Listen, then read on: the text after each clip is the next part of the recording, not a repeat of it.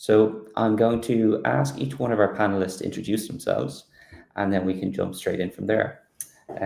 So Bradley, maybe we'll start with you first. Okay, good. Thanks, Keen. Yeah, hi, my name is Bradley Duke. I am head of Europe at Bitwise. I'm one of the executives on the executive team at Bitwise, and I was one of the founders of ETC Group that was acquired by Bitwise last August, and that's been a great merger of the companies, very similar in nature and culture, and so ETC Group is no more, it is only Bitwise, and Bitwise today has around 16 billion client assets, and we only do focus on digital assets for our investment products. Great. Matthew? Hey everyone, yeah, thanks for having me. I run the digital assets research at VanEck. VanEck is a mutual fund and ETF sponsor. We have about 5 billion in digital assets related strategies, both passive and active. And I also run the Node ETF, which is an actively managed fund that invests across the space. So good to be with everyone. Thanks, Matt. And Dovile? Yes, hello everybody, great to be here and thank you for having me. So I am Dovile Silenskyte and I'm responsible for digital asset research at WisdomTree. WisdomTree is a global exchange-traded product issuer and we have broad diversified business. In Europe, we manage over $50 billion in assets under management, and the crypto represents approximately 3 billion of that. So look forward to answering questions here. Excellent. Well, guys, again, thanks so much for taking the time and speaking to the community. Dovile, I might kind of start with you, if that's okay. So I'm sure the audience is kind of trying to understand what the difference between ETPs and ETFs is and how this applies to kind of crypto. So maybe if you wouldn't mind just explaining what crypto ETFs are. Sure, I would be happy to. So in Europe, we call these products exchange-traded products instead of exchange-traded funds. And this is primarily due to UCITS rules. So in simple words, in Europe, we have regulation, which is called UCITS, and which has concentration limits. So if a product is 100% Bitcoin exposure, then it can't be UCITS ETF because it's 100% Bitcoin, and UCITS rules allow maximum 20% exposure to any individual token. So in Europe, what we do is we use umbrella term, and umbrella term is exchange-traded product, and there under that name, you have exchange-traded fund or ETF, exchange-traded note or ETN, and exchange-traded commodity or ETC. But for clients, it does not make any difference whether they're investing in ETF or ETP if both are physically backed, because they still get exposure to the cryptocurrency that they want to have exposure to. And Bradley, maybe kind of moving to yourself. So why do you think institutions have kind of picked up so much demand or interest in Ethereum right now from an ETF perspective? Well, I think it's got a lot to do with the fact that Ethereum is it's the success of Ethereum itself. It is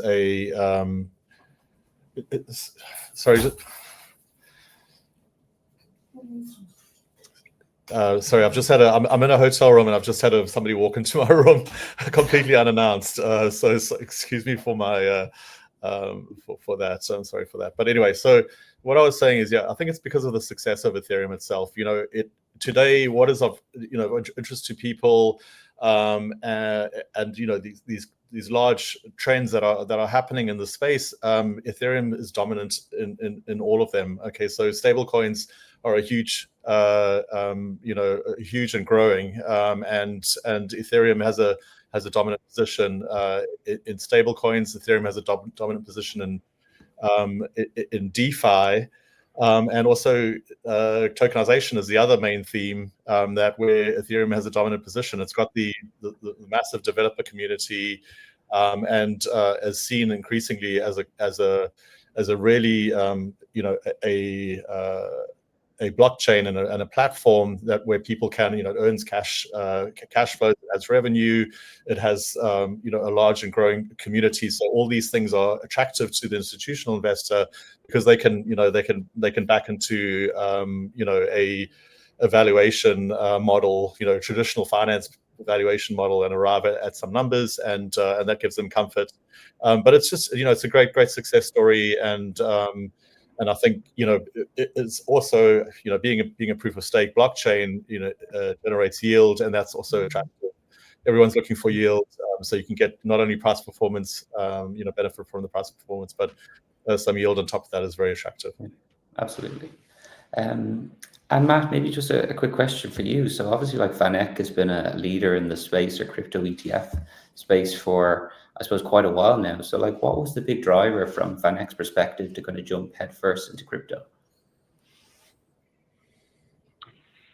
Yeah, the DNA of our firm is actually in gold and gold mining stocks. So we're a family-run private firm. The VanEck family controls the company, and the founder in the late 60s was running an international mutual fund, and he got conviction that inflation was going to accelerate and the gold peg would not hold, and he pivoted that fund into all gold mining stocks in the early 70s, and that really built our firm. It was the best performing mutual fund in the 70s. So our DNA is in hard money and macro, and when Bitcoin came around, the family got conviction early that this could be a potential competitor to gold, and that it was best to diversify. So we were the first kind of traditional fund manager to file for an ETF in 2017 for BTC. Obviously, the regulation didn't approve that, but we invested off of our own balance sheet.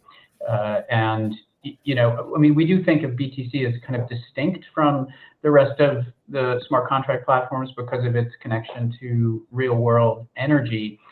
But for Ethereum and other smart contract platforms to really take margin away from the Web2 companies like Google and Facebook and Apple, like we think of ETH as an open source app store where any developer can build a product and reach a global audience, and it's that always on uncensorable global phenomenon that is changing the nature of how capital is formed, and social media has a lot to do with that as well, with kind of retail taking a bigger percentage of market activity. So we've been in ETFs for 20 years. It was really a natural extension to include digital assets in our ETF strategies. And this year, I think what we found is that our active strategies have performed better than the passive strategies. So we've leaned into that across venture, token picking, and now equities as well.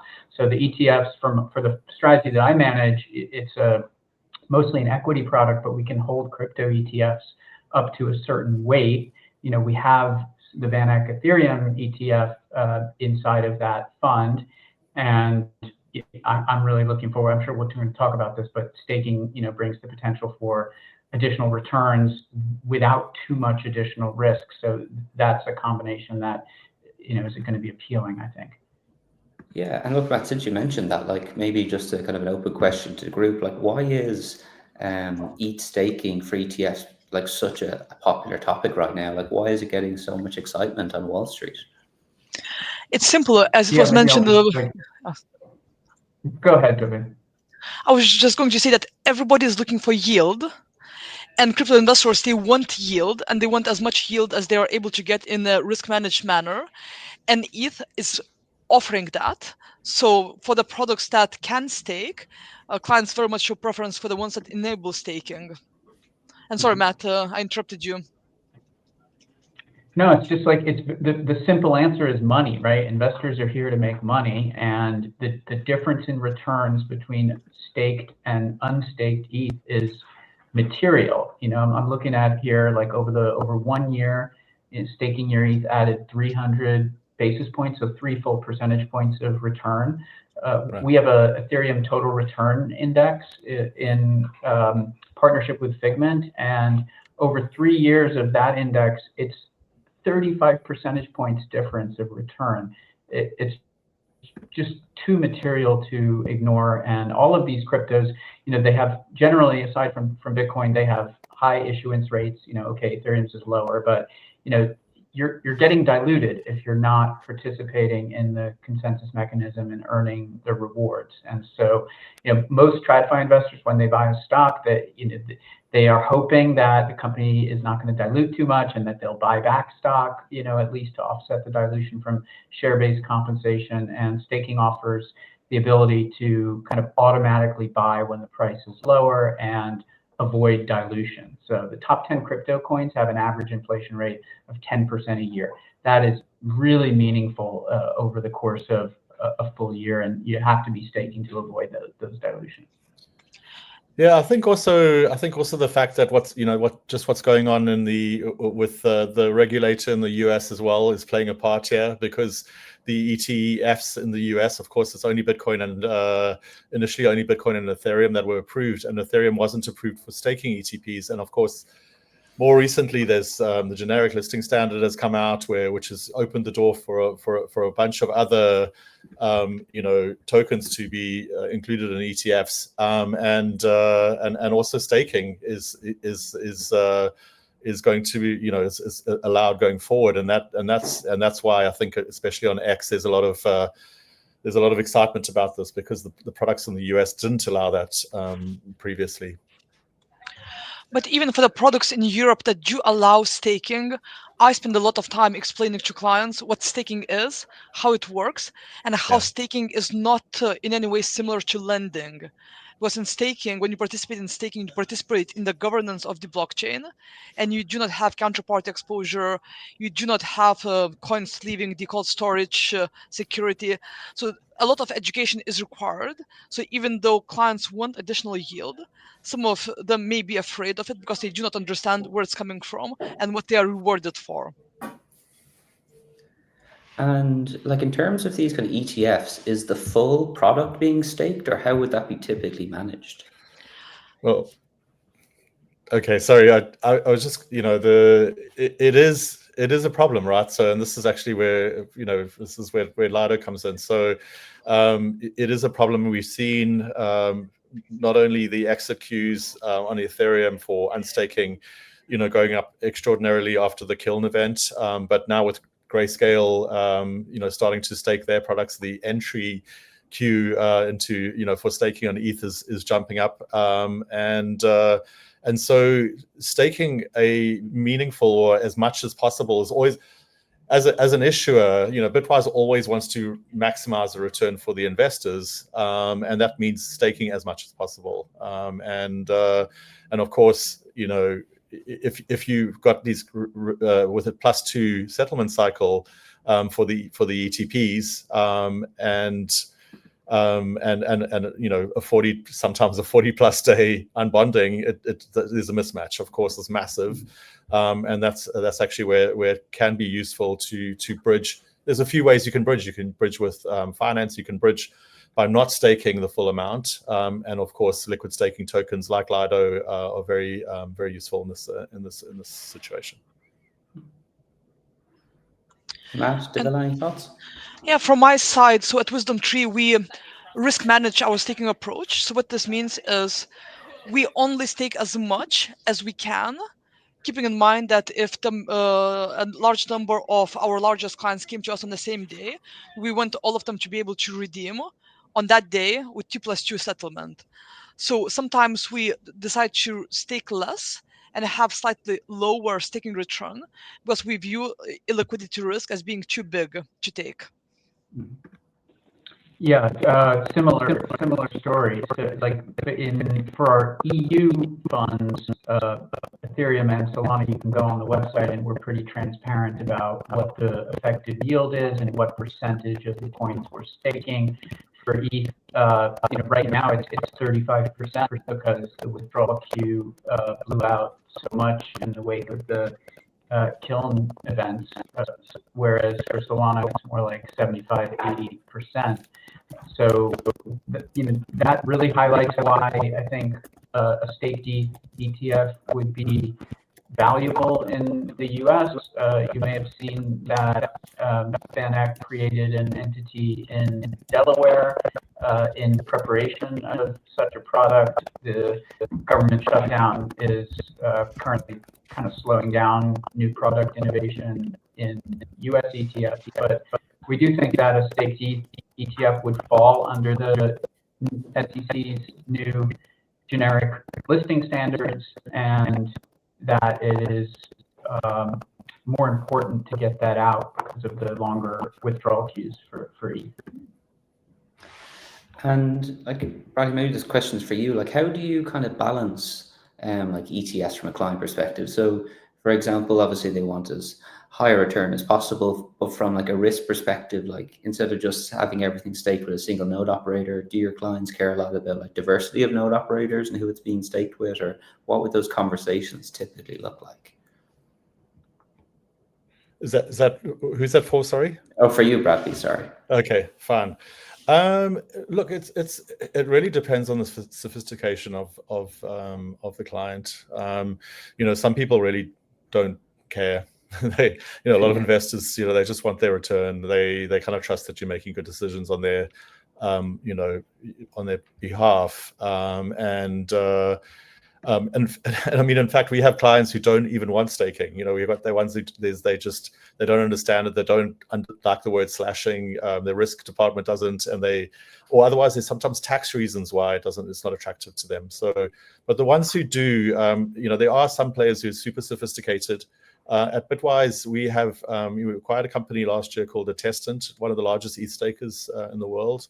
And they're experts. They only did ETH staking for the beginning part of the company. I think they support other tokens now. But for people who are conversant and experts and want to have that in-depth discussion with them about maximizing returns and what tricks can you do to to maximize returns, to capture more of the available the opportunities that there are, we're happy to set up a conversation with them.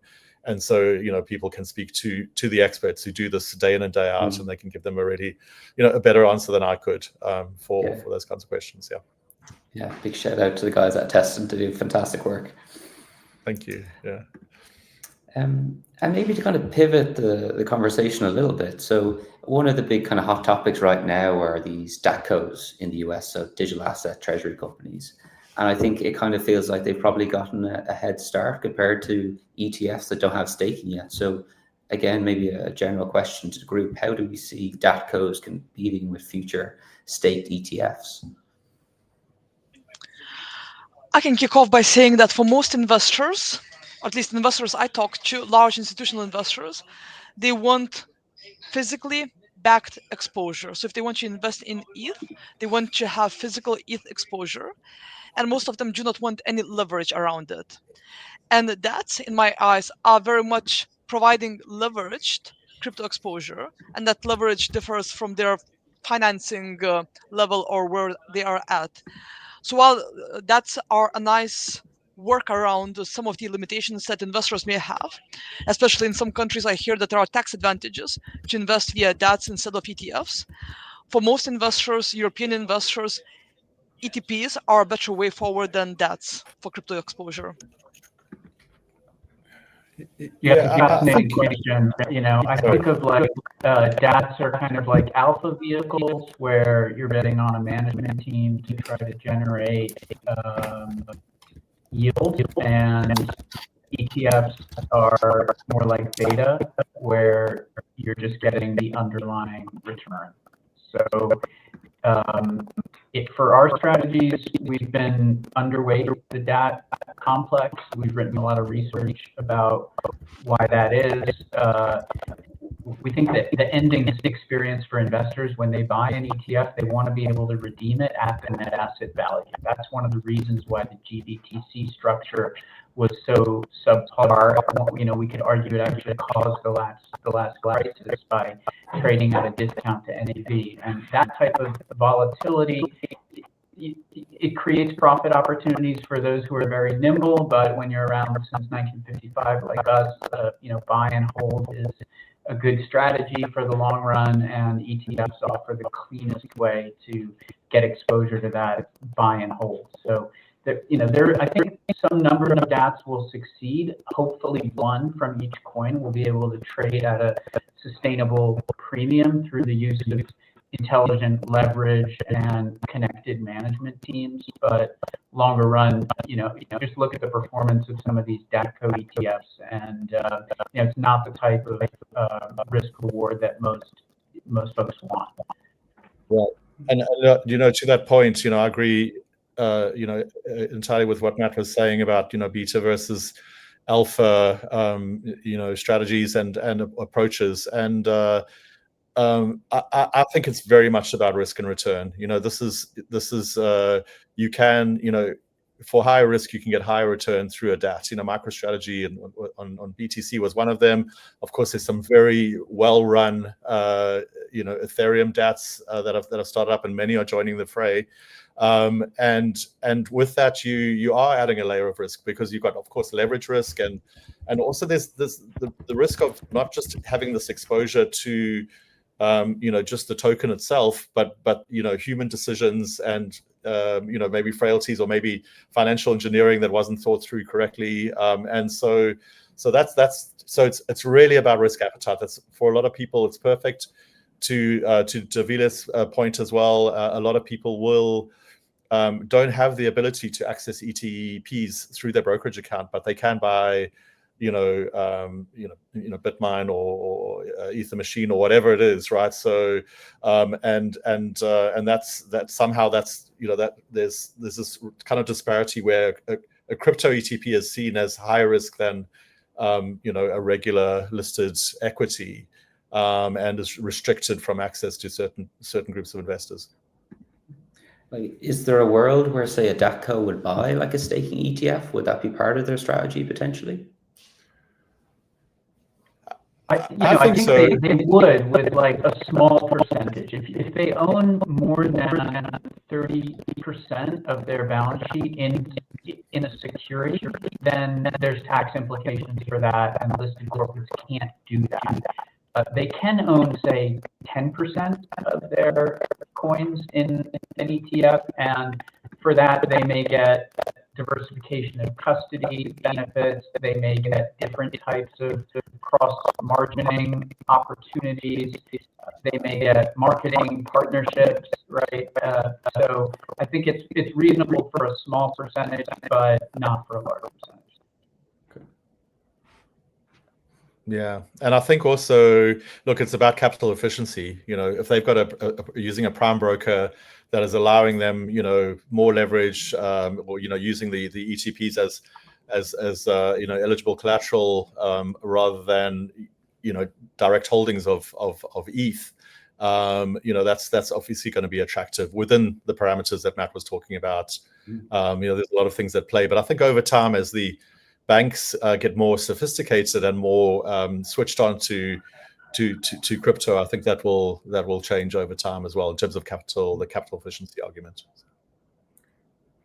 And Dovile, maybe a question for you, since you're in London. So, like, obviously all these big DATCOs seem to be in the US right now. Is there much like activity happening from a European perspective, from a DATCO element, or is it still ETP driven? It's very much ETP market here in Europe, and I hope that it will continue to be ETP market, because, as I mentioned, most investors, all that they want is physical crypto exposure. They choose the exposure by going into Bitcoin or Ethereum or Solana or any other product, and as Matt was mentioning, they want to get NAV when they're redeeming. Of course, it will be NAV minus the bid spread, but they want to know what they will get. And there is no real reason to go around crypto ETP investment, because now all across Europe, including UK, for both institutional and retail, from more or less now, crypto ETPs are accessible. Okay. And we have one question from the chat, so I'll just read it out loud. So, how do you think providers of staking services are going to be evaluated and/or regulated?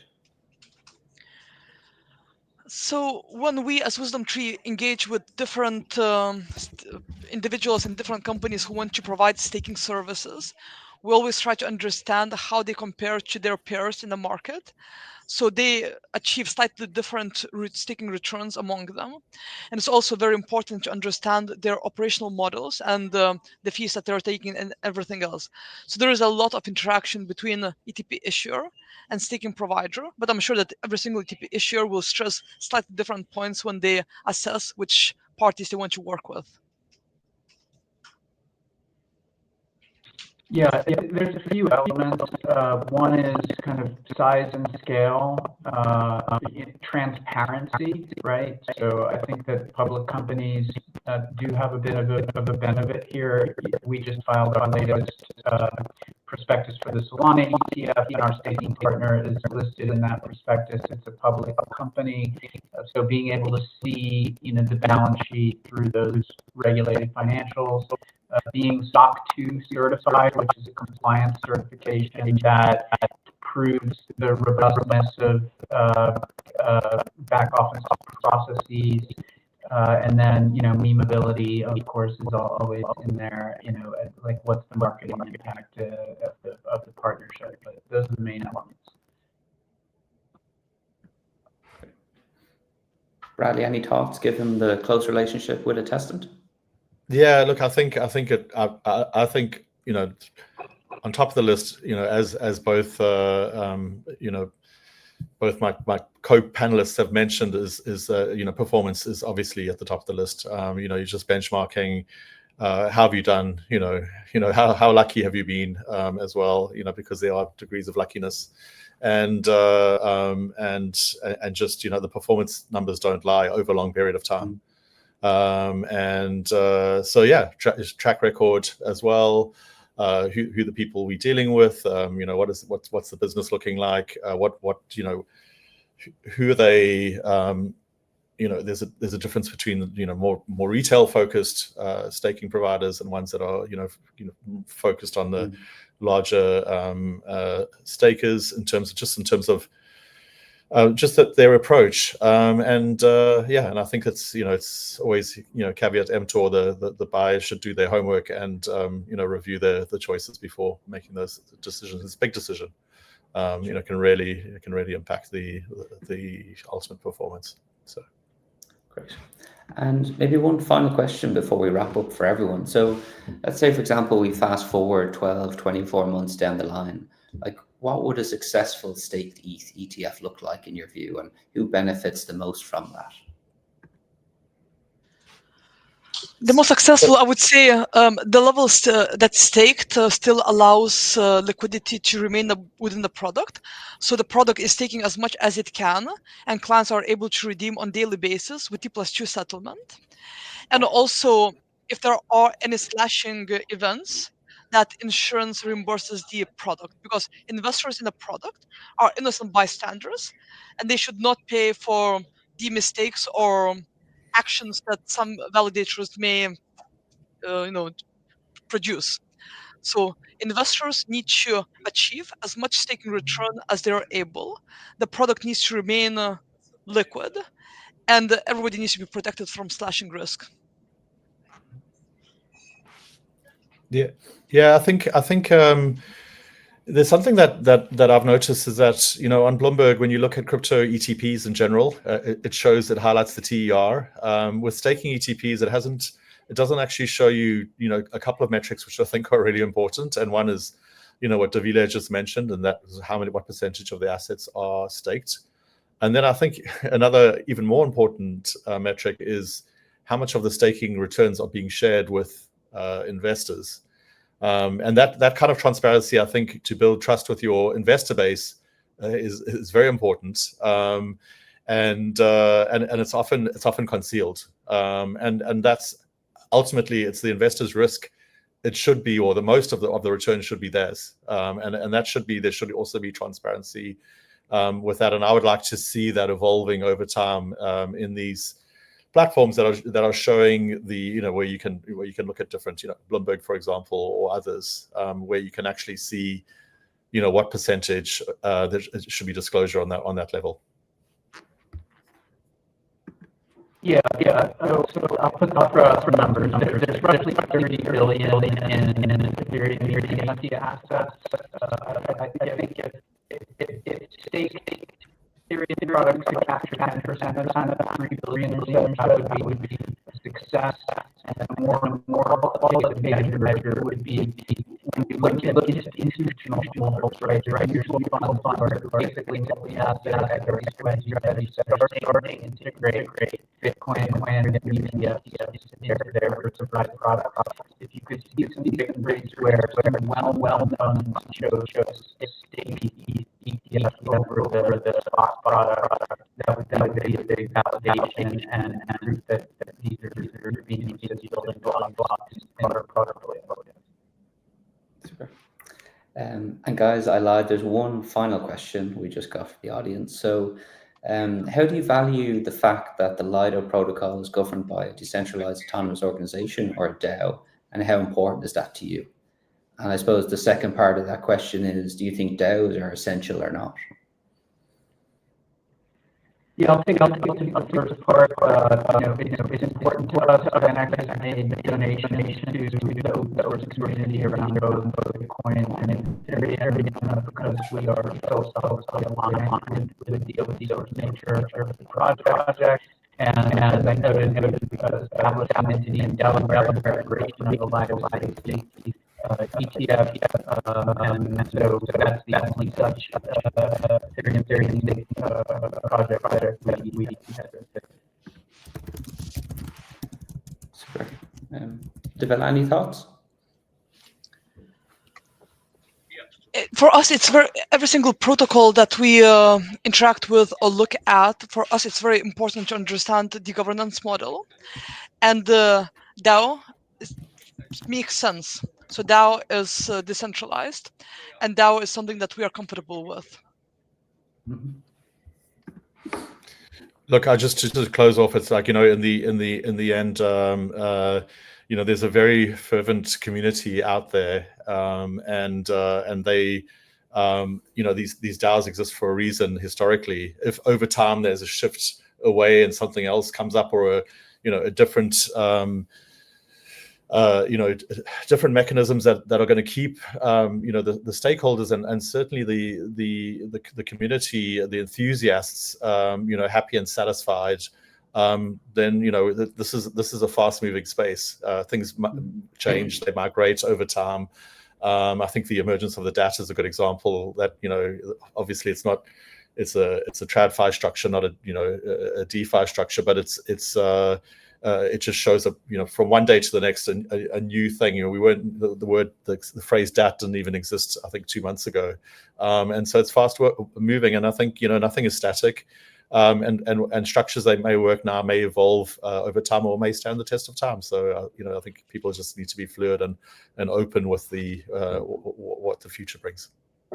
Brilliant. Well, guys, thank you so much for your time and such insights.